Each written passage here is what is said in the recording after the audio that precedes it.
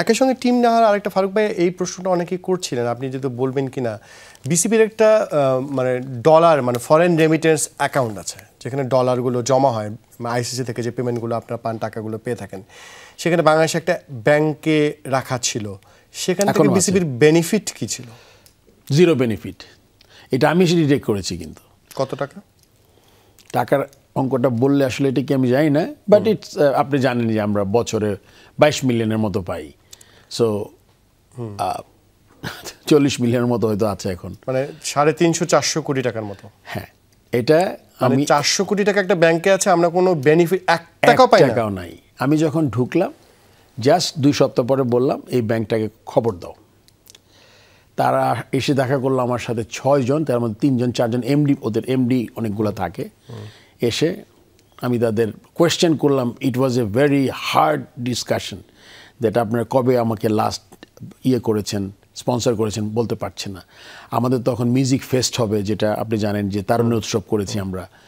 ওই মিউজিক ফেস্টে আমি বলেছি আপনি স্পন্সর করেন, স্পন্সর তাড়াতাড়ি করা সম্ভব না।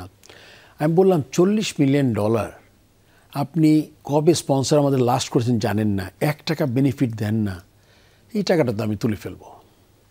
তুলে আমি কি করব? আমি যেখানে সব তুলব না, হয়তো 50 বা 70% আমি ফিক্সড ডিপোজিট করব। আমি বলছি আপনার কাছ থেকে আমি 6 থেকে 7% চাই, এত টাকা দিতে পারবো না। সে আমাকে বুদ্ধি দিল যে এটা না তুলে আপনি তো খুব ভালো ইন্টারেস্ট রেট পাচ্ছেন, দেখলাম 11.5-12 পর্যন্ত পান আপনি, আমি টাকাটা আপনাকে আমি এর এগেনস্টে কিছু টাকা লোন দেই, মনে করেন 20 মিলিয়নের টাকাটা দেই আপনাকে 7% ইন্টারেস্টে, আপনার আরও 5%। এই সিম্পল ম্যাথসটা তো আমি জানি, কিন্তু আমি ফরেন কারেন্সিতে চাই। তারপরে আমাদের বোর্ড মিটিংয়ে আলোচনা করে আমি এটা পাশ করা আছে, আপনি একটা ব্যাংকে আমি বলেছি যে 20 মিলিয়ন ফিক্সড ডিপোজিট করি, 7%-এ মানে ডলারে আপনি পাবেন, ডলারে পাবো আমি, ফরেন কারেন্সিতে 7%। তো আমার তো ওই টাকাটা তো আমার ভেঙে ভেঙে আমার ক্রিকেট বোর্ডের উন্নয়নের কাজ করতে হয়, আপনি জানেন। কিন্তু আবার কিন্তু এই 10 মিলিয়ন ঢুকে গেছে, 10.5 ঢুকেছে। So it's like around 46-47। So এই একটা টাকা আপনি পায়নি। এখন আমার বিশ্বাস করতে খুব কষ্ট হয় এখান থেকে কেউ কোনো বেনিফিট নেয়নি, এটা আমি জানি না। অ্যান্ড কারো এই পরিচালকদের মধ্যে কারো মাথায় একবার আসলো না যে এই টাকাগুলো পড়ে আছে মানে এইরকমভাবে, যেখানে একটা হিউজ অ্যামাউন্ট, আমরা 400 কোটি টাকা, আপনি তো চিন্তা করেন 400 কোটি টাকা, আমরা মিনিমাম 40 কোটি টাকা বছরে, মানে 1 টাকা কোনো সুদ দেয়নি, কোনো 1 টাকাও না। এটা কারেন্ট ডলার রাখা আছে, ডলার রাখা আছে। তারা এই ডলারটা ইউজ করে ব্যবসা করে, পয়সা কামায়।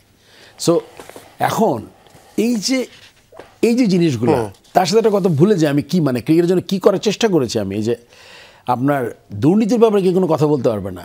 রিয়েল ইম্প্যাক্ট যে কাজটা করেছে এই বিপিএলে, আমি তাদের বলেছি তোমার কন্ট্রাক্ট কি আছে, এত আছে, আমি ডিসকাউন্ট চাই।